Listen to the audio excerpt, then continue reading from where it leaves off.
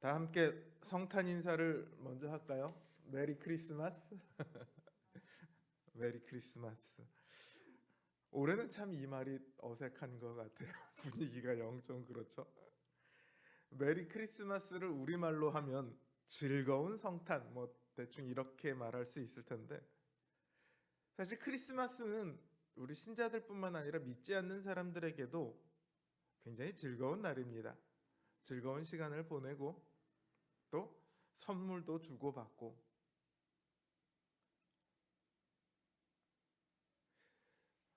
제가 어릴 때 크리스마스 이브가 되면 양말을 머리맡에 두고 잤어요. 요즘도 그러는 친구들이 있는지 모르겠어요. 우리 아이들은 그러지 않는데, 산타 할아버지가 주는 선물을 받겠다고 양말을 머리맡에 두고 잡니다. 근데 6살, 7살짜리 양말은 되게 조그맣거든요. 그러니까 큰 선물을 받겠다고 아버지 양말을 머리맡에다가 두고 잔 기억도 있어요. 그때는 몰랐어요. 제가 원하는 선물은 아버지 양말에도 어차피 안 들어간다는 걸. 아이의 욕심이었죠. 그때 그 선물들이 무엇이었는지 기억은 안 나요. 근데 하여튼 아침에 일어나서 선물이 있는 걸 보면 굉장히 기뻐하고 즐거워했던 기억은 있습니다. 근데 올해는 성탄 분위기가 거의 나지 않아요. 좀 곳곳에서 캐롤도 울리고 트리도 장식되고 해야 되는데 그런 것도 없어요. 여러분들은 지금 보이지 않겠지만 여기 강단에도 트리가 전혀 만들어져 있지 않습니다. 저 혼자 보려고 트리 하는 것 같아서 그냥 만들지 않았어요. 그런가 하면 사람들이 모여서 막 왁작지껄하게 즐거운 시간을 보내는 파티도 지금은 하면 불법이죠. 당장 큰일 납니다.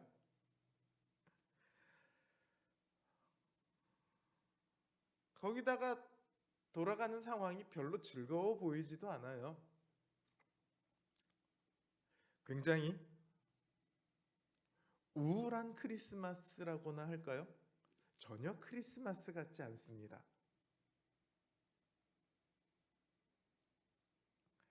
그런데 생각해 보면요.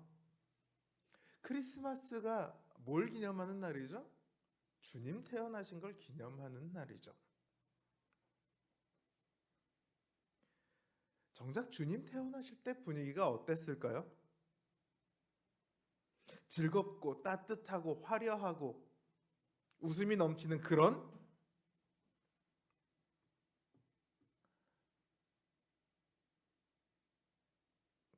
크리스마스였습니까?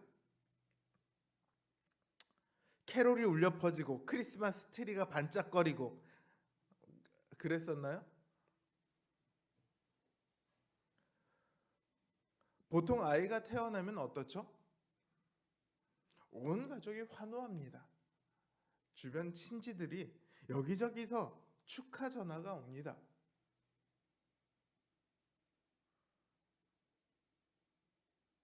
예수님의 탄생도 그랬었나요? 집도 아닙니다.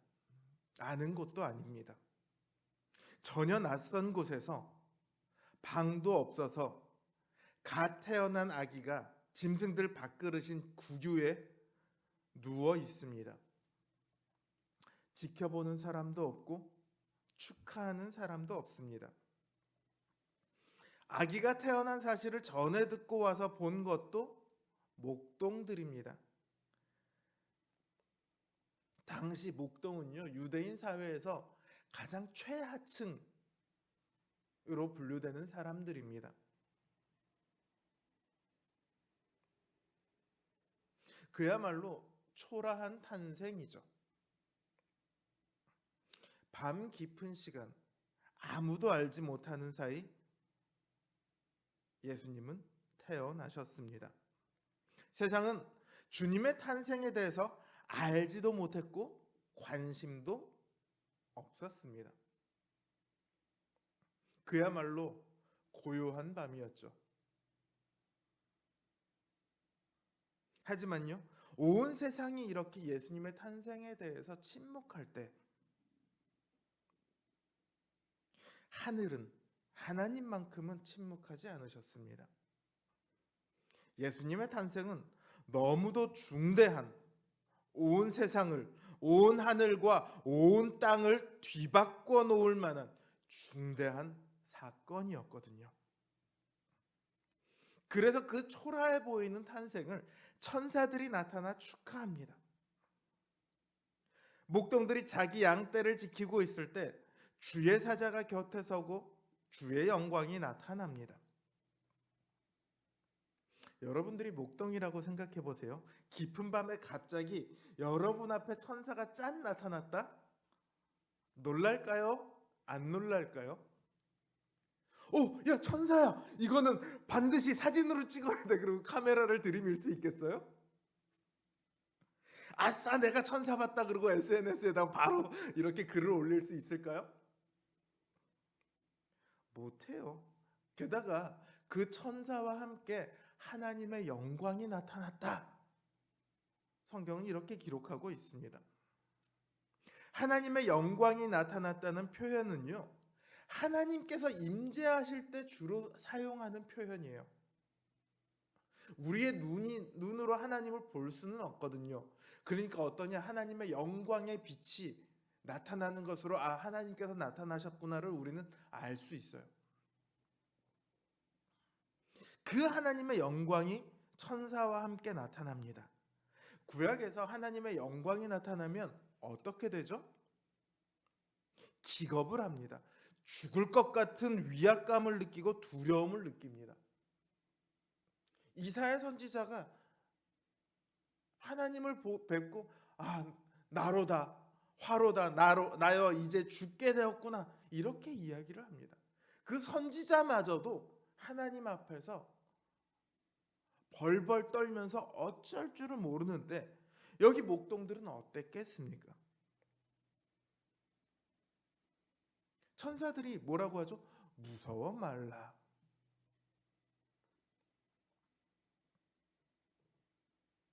무서워 죽을 것 같아요. 근데 천사들이 목동들에게 놀라지 말라고 그러면서 주님의 탄생을 전합니다. 너 이제 더 이상 무서워할 필요가 없어. 내가 온 백성에게 미칠 큰 기쁨의 좋은 소식을 너희에게 전하려고 왔어. 오늘날 다윗의 동네 베들레헴에 너희를 위하여 구주가 탄생했어. 너희가 기다리던 그 메시아 그리스도 주님이셔. 그리고는 수없이 많은 천군 천사들이 나타나 하나님을 찬양합니다. 지극히 높은 곳에서는 하나님께 영광이요, 땅에서는 기뻐하심을 입은 사람들 중에 평화로다.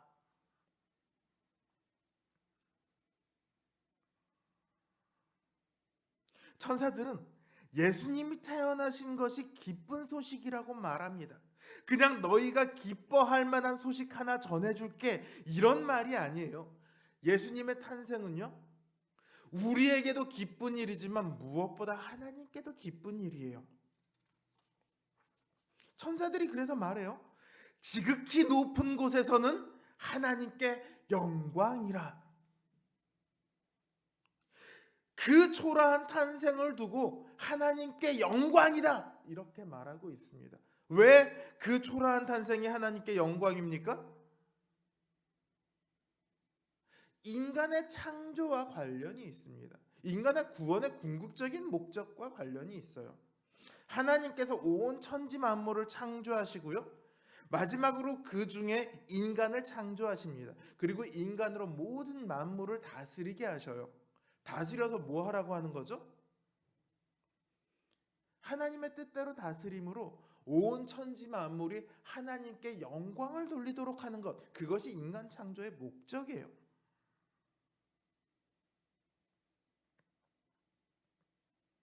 그 인간을 통해서 하나님은 영광을 얻으시죠. 그런데 이 인간이 죄를 짓고 타락해 버립니다. 인간만 타락한 것이 아니라 모든 만물도 인간의 타락 안에서 함께 타락합니다. 어떤 존재도 더 이상 하나님께 나아갈 수도, 하나님께 영광을 돌릴 수도 없어요. 그래도 하나님은 여전히 인간을 통해 영광을 얻기를 원하십니다. 인간을 타락 이후에도 하나님께서는 인간을 계속해서 하나님의 백성으로 부르십니다. 그게 아브라함이고 그게 이스라엘이에요. 이스라엘을 통해 온 세계가 하나님을 알고 하나님께 나아가야 합니다. 하나님은 그걸 원하셨죠. 그런데 이스라엘도 실패합니다. 만물은커녕 이스라엘 자신도 스스로 믿음을 저버리죠.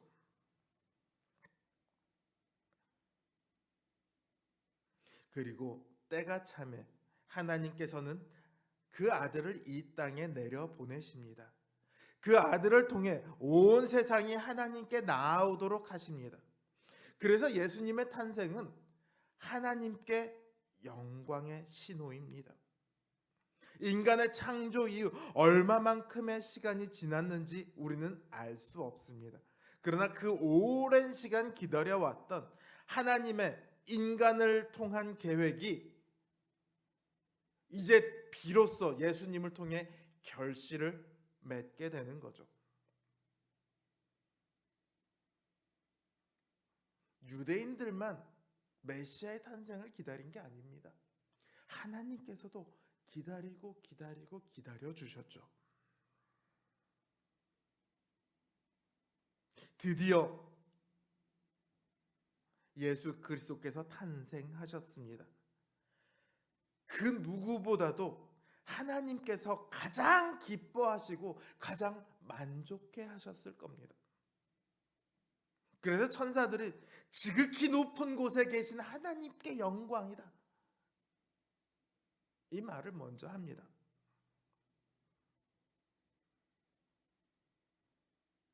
뿐만 아니라 예수님의 탄생은 우리들을 위한 것이기도 합니다. 우리들을 기쁨이죠. 천사들이 뭐라고 합니까? 땅에서는 평화다.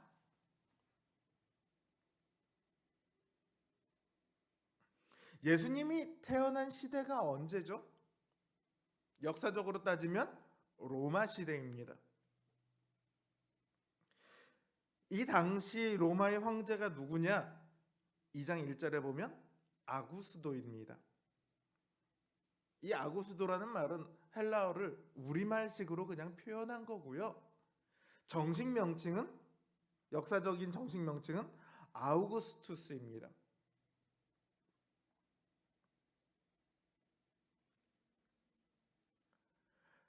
이 아우구스투스가 로마의 황제가 됩니다. 그리고 사람들은 이 황제에게 수많은 기대를 해요. 근데 가장 큰 기대가 뭐냐면 제발 전쟁 좀 안 했으면 하는 거예요.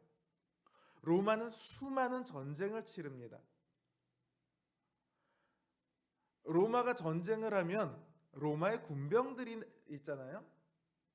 누가 로마의 군병들이 되냐면 로마의 시민권을 가진 사람들이 군병이 됩니다. 군사가 됩니다. 그래서 전쟁을 나가요. 로마의 가장 큰 혜택을 누리는 사람들이기도 하지만 가장 큰 의무를 지닌 사람들이기도 해요. 이 사람들의 소원이 뭐냐면 이제 전쟁 좀 안 했으면 하는 거예요. 로마 사람들은 이 아우구스투스 황제가 로마의 모든 전쟁을 끝낼 구원자다, 이렇게 바라고 기대하고 생각했습니다. 그래서요, 로마의 달력을 고칩니다. 어떻게 달력을 고치냐면 아우구스투스가 태어난 그 날을 기념해서 한 해의 시작일로 1월 1일로 삼는 거예요. 그리고는 아우구스투스의 출생을 온 세상을 위한 좋은 소식이다, 이렇게 표현을 합니다. 굉장히 유사하죠? 맞아요. 천사들이 예수님의 탄생을 두고 땅에서는 평화라는 말을 사용했을 때 당시에 이런 표현 방식과 연관이 있습니다. 이 당시의 사람들은 모두 다 알고 있는 얘기예요. 이 말이 어떤 의미인지를. 그러니까 이 말 자체는 예수님이 왕으로 오셨다라는 말이에요. 동시에 예수님은 온 세상에 평화를 가져다 줄 구주이시다, 이 말이죠. 물론 예수님께서 가져다 주실 그 평화는요, 아우구스투스가 가져다 줄 평화와는 비교도 할 수 없습니다. 아우구스투스가 가져다 줄 수 있는 건 전쟁이 끝나는 거예요. 하지만 예수님이 가져다 줄 평화는 단순히 전쟁이 끝나는 게 아니죠. 이방 다른 국가, 다른 민족과의 화평이 아니에요. 누구와의 화평입니까? 하나님과의 화평입니다. 이 평화는 하나님과 우리의 원수 관계가 풀려야만 누릴 수 있는 거예요. 원수 사이에 어떻게 평화가 있을 수 있습니까? 하나님께서 그 백성들에게 주시는 그 근본적인 화목, 그리고 거기로부터 나오는 마음의 평안, 실제 생활 가운데 주어지는 화평함, 번성함, 이런 모든 것들을 다 포함하는 그런 넓은 개념이 바로 이 평화입니다. 하나님께서 태초에 인간들에게 주시길 원했던 바로 그 평화입니다.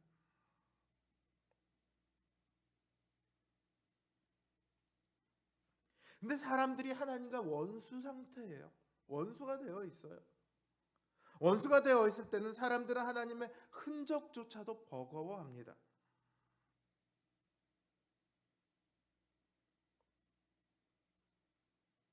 그래서 하나님의 이름을 외면합니다. 하나님의 이름을 듣기도 싫어합니다.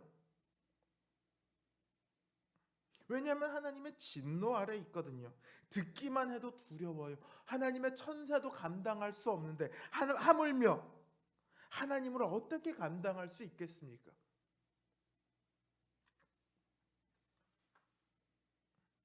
예수님은 이런 하나님과 우리의 관계를 바꾸기를 원하셨습니다. 이런 하나님의 진노에서 우리를 건지시기 위해 오셨습니다. 우리를 하나님과 화평하도록 하시기 위해서 오셨습니다. 그래서 우리의 왕으로 오셨죠. 우리를 대표해서 하나님과의 관계를 개선하시기 위해서.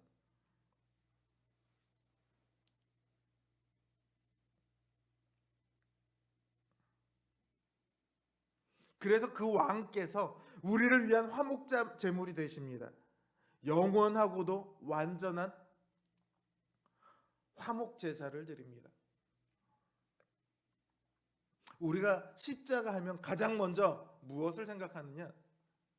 우리 죄를 씻으셨다, 흔히 이야기하는 속죄를 먼저 생각합니다. 예수님의 십자가는 당연히 속죄 제사이기도 합니다. 하지만 동시에 그 십자가는 화목 제사이기도 합니다. 예수님은 우리의 속죄 제물인 동시에 화목 제물로 이 땅에 오셨습니다. 예수님께서 십자가에서 죽으심으로 우리는 이제 하나님의 원수가 아니라 하나님의 백성이며 하나님의 자녀가 됩니다. 하나님의 진노 아래 있는 것이 아니라 하나님의 사랑 안에 설 수 있습니다. 이제 우리는 하나님과 너무나도 친밀한 관계가 되었습니다. 자그마치 아버지라고 부르죠.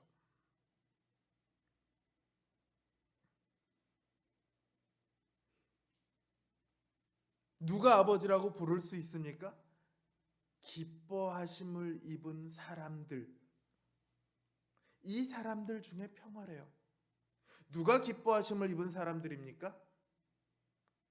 이건 하나님께서 예정하셔서 선택하시고 부르셔서 구원하시고,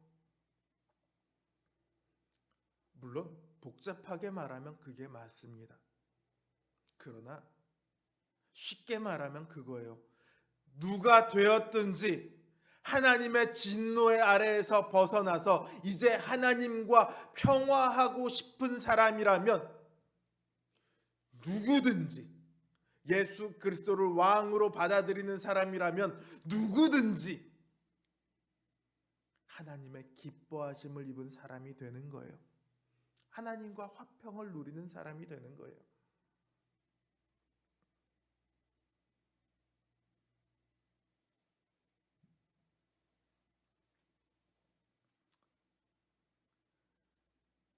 믿기만 하면, 예수 그리스도를 나의 왕으로, 나를 위해서 대신 죽으신 나의 구주로 믿기만 하면 누구든지 하나님의 진노가 아니라 하나님의 사랑 안에 거하는 하나님의 자녀가 됩니다. 하나님과 평화를 누리는 거죠. 주님께서는 우리에게 그 평화를 주시는 왕이 되기 위해 오셨습니다. 그 위대한 탄생이, 그 위대하다라는 말로도 어떻게 할 수 없을 그 정말로 놀라운 탄생이 이토록 초라한 모습이었던 것은 예수님이 초라하셨기 때문이 아니라 우리가, 하나님의 진노 안에 있는 우리가 초라하고 비참한 인생들이기 때문입니다. 초라한 우리 인생의 왕으로 오셨기 때문에 그토록 초라한 탄생이었던 거죠. 그러나 그 결과는 결코 초라하지 않습니다. 상상할 수도 없는 놀라운 일들이 우리에게 일어났습니다. 어떤 분들은 성탄은 축하하고 기뻐할 일이 아니다, 이렇게 말합니다. 예수님께서는 많은 기독교인들이 입버릇으로 말하는 것처럼 하늘의 영광 보좌를 버리시고 낮고 천한 이 땅에 오셨습니다. 인간의 관점에서 보면요, 좌천당하신 거예요. 하나님의 아들에서 가장 저주받은 자리로 추락하신 거죠.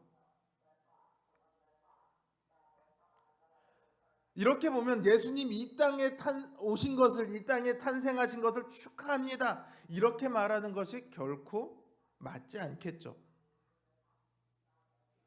실제로 예수님께서 이 땅에 오셔서 어떤 대접을 받으셨는지 우리는 잘 알고 있습니다. 왕으로 대접을 받으셨습니까? 하나님의 아들로 대접을 받으셨습니까? 아니죠. 온갖 조롱을 받으시고, 온갖 수치를 받으시고, 온갖 고난을 받으시고, 저주받은 자라는 이름 아래 십자가에 죽으셨습니다. 이게 어디 축하할 일입니까?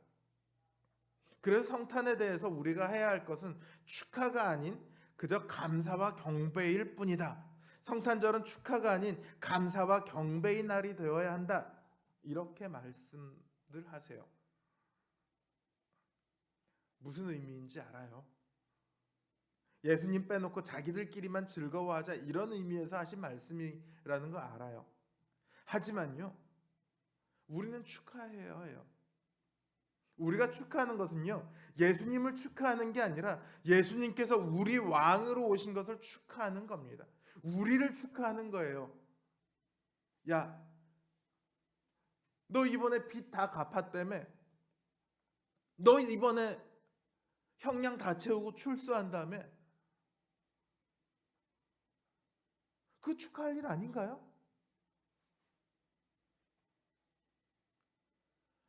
야, 너 이제 하나님의 진노 아래서 풀려나서 더 이상 멸망을 두려워하지 않아도 된다며? 이게 왜 축하할 일이 아니겠어요? 축하할 일이죠. 하나님은요, 우리의 축하를 받기 위해 이 땅에 오신 게 아니에요. 우리가 서로 축하할 수 있는 일을 만들기 위해 이 땅에 오셨죠. 그래서 예수님께는 우리가 감사하고 경배하는 것이 맞지만 얼마든지 우리 서로가 축하할 수 있는 일이죠. 천사들도 그렇게 말하잖아요. 온 백성들이 기뻐할 만한 큰 기쁨의 좋은 소식이다. 그러니 우리는 성탄을 기뻐하면 됩니다. 캐롤 없어도 됩니다. 트리 없어도 됩니다. 좀 우울해 보여도 됩니다. 예수님의 탄생은요, 그 초라한 탄생 시기의 그 초라한 모습으로도 그 위대함이 사라지지 않았어요. 결코 감출 수 없었어요. 그 모든 일들이 다 일어났어요. 그러니 오늘날 이 분위기가 조금 우울해 보인다고 해서 우리가 위축될 필요가 전혀 없습니다. 우리는 그저 예수님께서 가져다 주신 그 평화를, 그 기쁨을 누리면 되는 거예요. 오늘 주보를 보신 분들은 알겠지만 주보에도 제가 적어놓은 이야기를 하고자 합니다. 1914년 12월 24일의 일이에요. 1차 세계대전이 있을 때죠. 벨기에에 있는 이프르라는 지방은요, 당시 독일과 싸우던 유럽에서 전투 여건이 가장 열악한 지역이었습니다. 총에 맞아 죽은 군인보다 진흙에 빠져 죽은 군인이 더 많았다, 이렇게 기록될 정도로 거기는 온통 습지에다가 환경이 말도 못할 정도였다고 합니다. 그 진흙 속에 참호를 파고 서로 들어앉아서 영국군, 독일군이 서로 총을 쏴대고 있어요.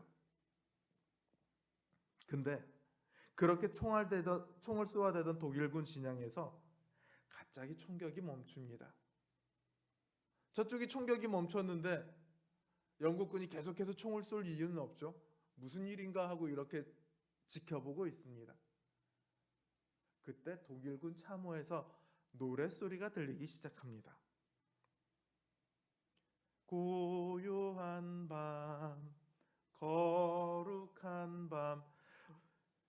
물론 독일어로 불렀으니까 가사는 이것과 다르겠죠.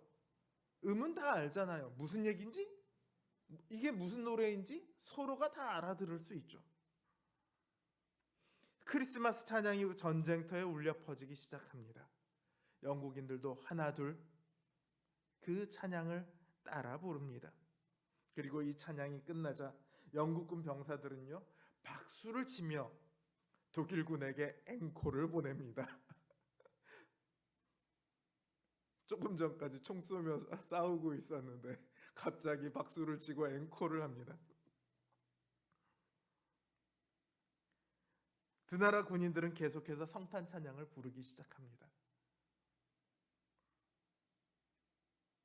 치열한 전투, 사방에서 사람들이 죽어나가고 피를 흘리던 그 참호에 크리스마스 캐럴이 합창으로 울려 퍼지기 시작합니다. 독일군 참호 위에 촛불이 하나둘 켜집니다. 영국군 참호 위에도 촛불이 켜지기 시작합니다. 이 두 나라 군인들은 함께 찬양을 부르고는 함께 성탄 전야를 맞이합니다. 그리고 다음 날이었던 성탄절, 두 나라 군인들은 서로 총을 쏘지 않기로 약속합니다. 그리고는 뭘 하냐? 각자 성탄을 즐기는 게 아니라요, 함께 모여서 축구 시합을 하고요, 권투 경기를 합니다. 기념사진도 찍었습니다. 삶과 죽음의 갈림길에 서 있는 그 전투 현장, 그 군인들에게 어쩌면 내일이 되면 나에게 총을 쏴서 나를 죽일지도 모르는 저 사람과 평화를 누리도록 만드는 힘, 그게 바로 예수 그리스도께서 우리에게 주신 평화입니다.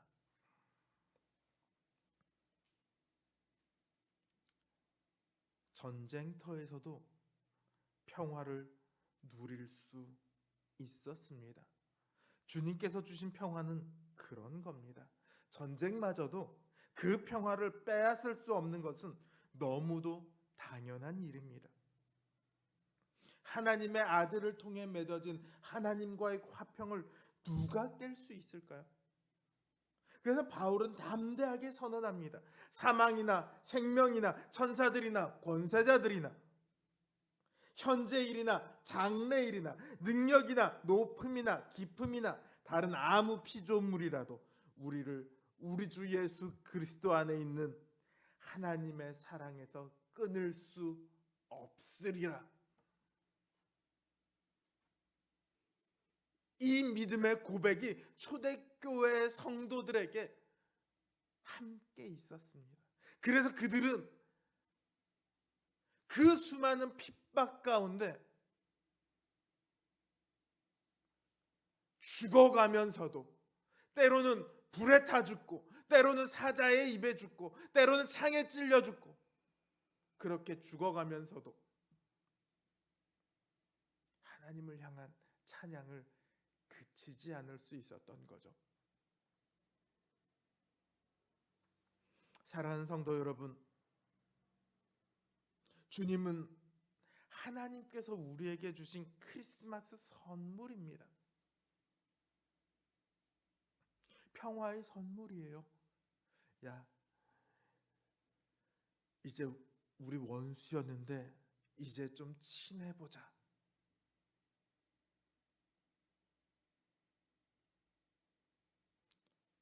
둘이 원수지간에 원래 친했어요. 그러다 어떻게 원수가 됐어요. 다시 친해지려면 누가 먼저 선물을 하고 누가 먼저 화해 요청을 해야 됩니까? 먼저 잘못한 사람이 해야 돼요. 보통 그렇게 우리는 생각하죠. 근데 제가 이제 일주일 후면 50인데 이만큼을 살아보니까 그게 아니더라고요. 언제나 화해 요청을 누가 하냐? 더 많이 사랑하는 사람이 하더라고요. 그래서 부모와 자식이 싸우면 늘 자식이 이깁니다. 부모가 항상 먼저 화해 요청을 해요. 그래서 올라가는 사랑은 결코 내리 사랑을 이길 수 없다고 하죠.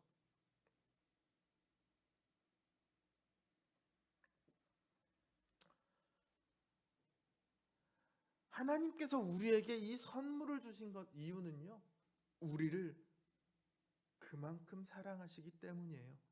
자신의 아들마저도 선물로 주실 만큼 우리를 사랑하시기 때문입니다.